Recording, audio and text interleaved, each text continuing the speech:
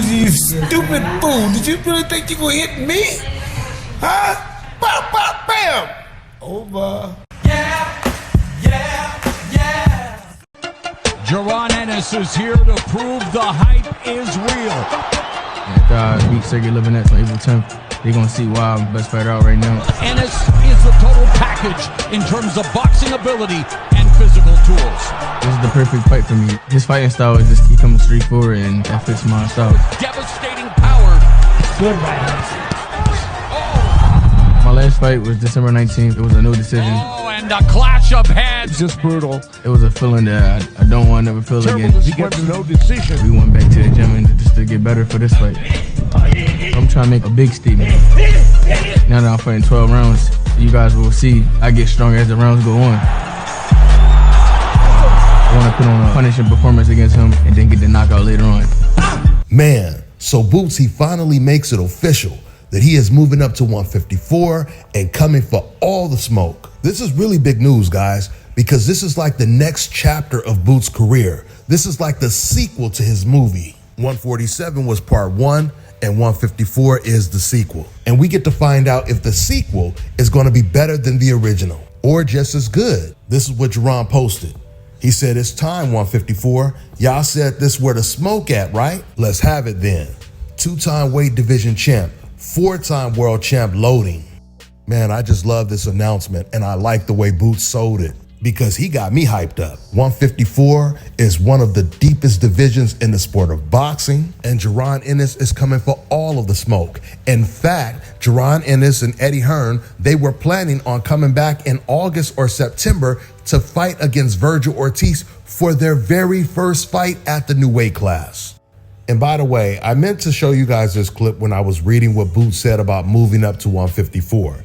As you can see in this graphic right here, he puts up this post and he attaches a Meek Mill interview clip to that post, which represents Boots moving to 154 and the excitement Boots has. We here to take this shit over, and this time we gonna bury shit. I want to see everybody win and eat. I want to see everybody do good, but this time this shit ain't nobody safe. We coming for the kill. We don't give a f about nobody ain't with us that ain't repping what we on. If you ain't showing us love like we showing you, it ain't even know. We ain't mad at you, ain't got no hate.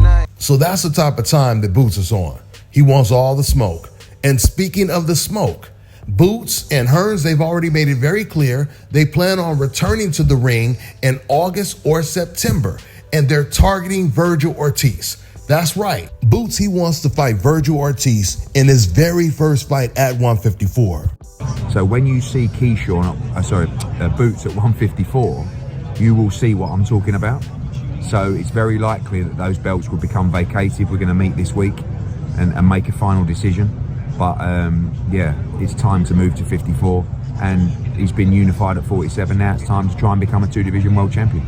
Gotcha. So moving forward, I mean, I don't know if, I mean, you would know better than me, obviously. If Boots is in a position to fight in the near future, there's been talk. Yeah, August. I mean, they said to us, would you fight Virgil Ortiz in August? And we said yes. And then they come back and said Virgil wasn't ready for August.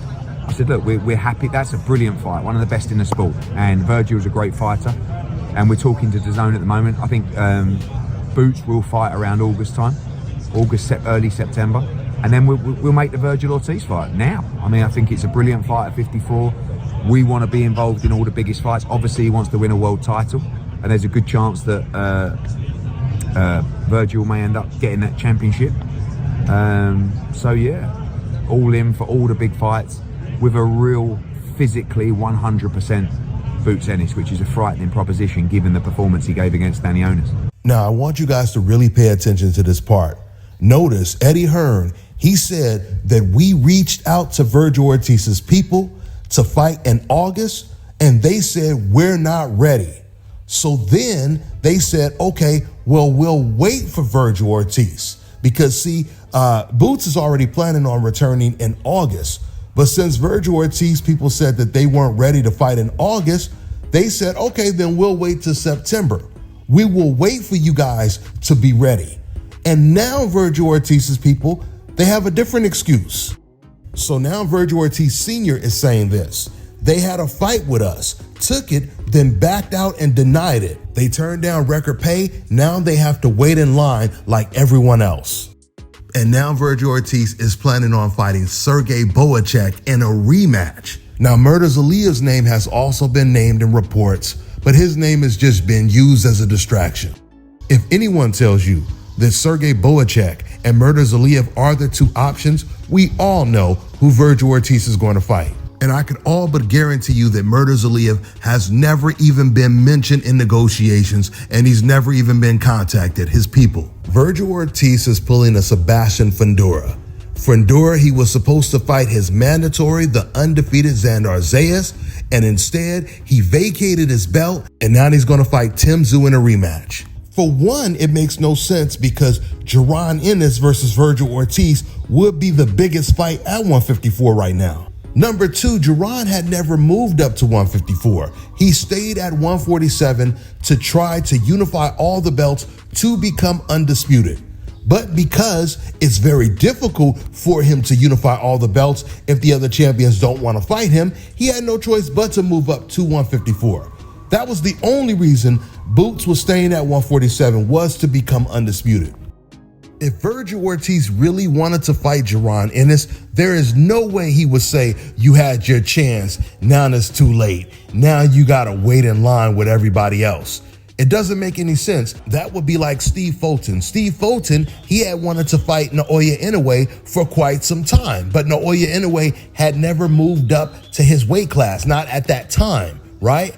So just imagine, as soon as Naoya Inoue moves up to 122 and he says that he wants to fight Stephen Fulton, then Stephen Fulton all of a sudden says, nah, you know what? Now you gotta wait because I've been calling you out for at least a year or two.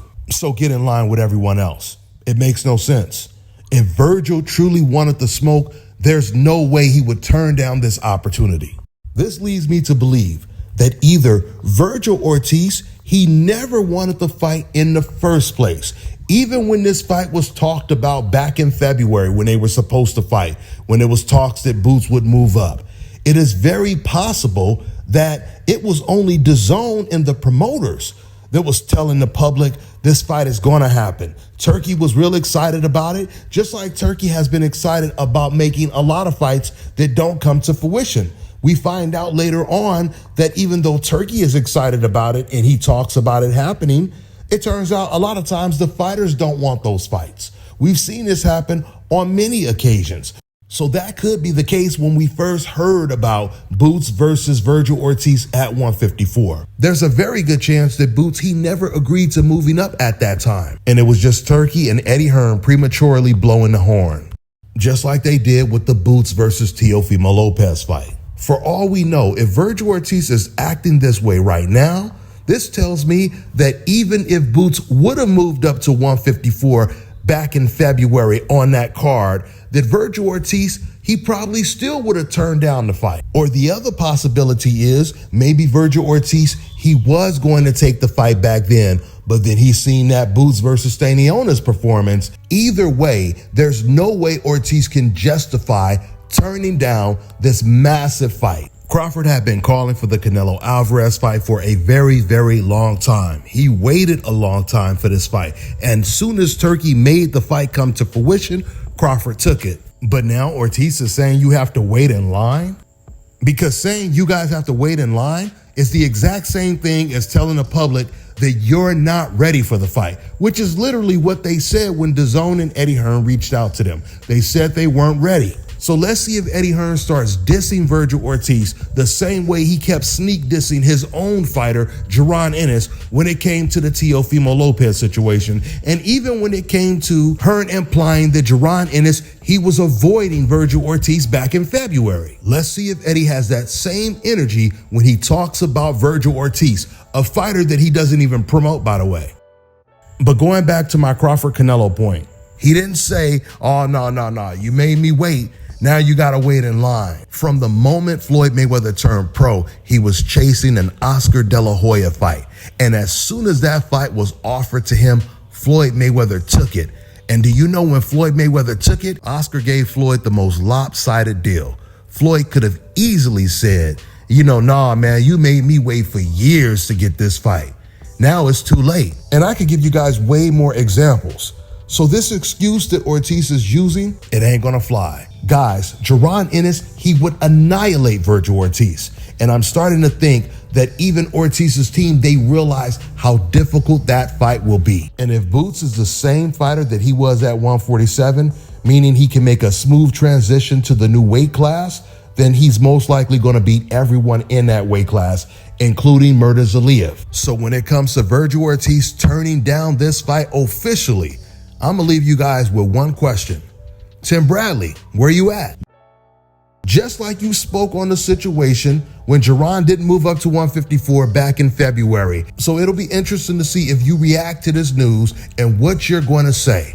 Is your energy going to be the same? Y'all make sure y'all send him some messages and ask him, when is he going to speak on this situation when it comes to Ortiz turning down the biggest fight at 154 and the biggest payday of his career against Jaron Boots Ennis? Listen, I'm going to wrap this video up by saying this. I'm actually happy now that Brian Norman and Boots, they're not fighting against each other. I'm happy that Boots has moved up to 154. You know why? Because there's just too much American talent in the sport, and this spreads it out. 135 is completely saturated with American talent, and now Keyshawn Davis has just moved up to 140.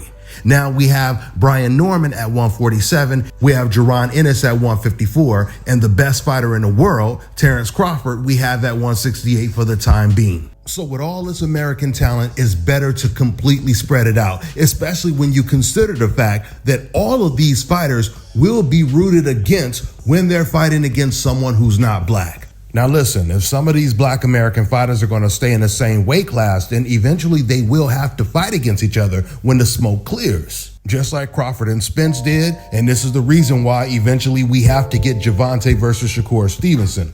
But when you have fighters moving up to different weight classes, it is better to spread out all of this American talent. So I'm going to end this video by saying long live Team USA. That's all I got for now, guys. I'm on to the next one.